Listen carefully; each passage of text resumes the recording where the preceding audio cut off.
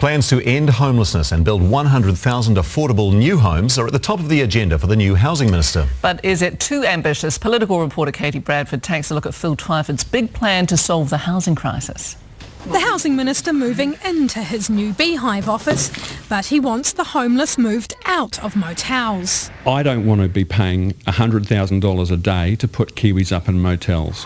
Phil Twyford says his goal is to eliminate homelessness. I want advice on why it's been so slow for the former government to build their transitional housing that they promised a year ago. How they're going to do it differently, and we'll be watching with great interest. There are nearly 1,600 vacant state houses, and the new Lynn MP will talk to Housing New Zealand about using those.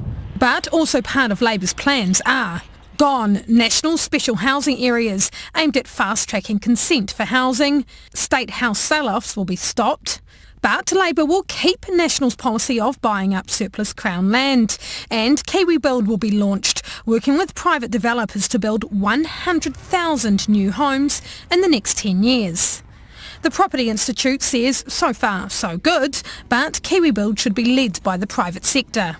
To see where that balance is going to fall. If the government ends up being the major player, you'll essentially put off private sector involvement, and the speed at which these homes are built probably won't be at the same rate. I suspect in this and a whole range of areas, what we might find ultimately is that the new government will end up rebadging stuff that the previous government was already doing.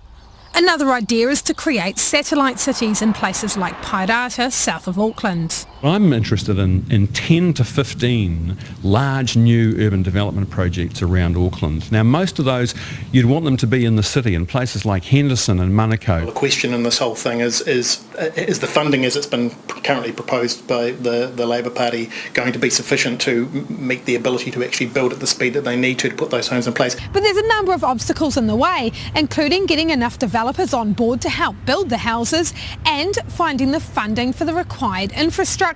So Phil Twyford may find it's a lot harder in office than in opposition. And as for how he'll measure whether he's made a difference, part of a wider housing strategy that addresses the whole continuum from homelessness right through to home ownership. So Phil Twyford's making himself at home, hoping more people will soon have the same luxury. Katie Bradford, One News.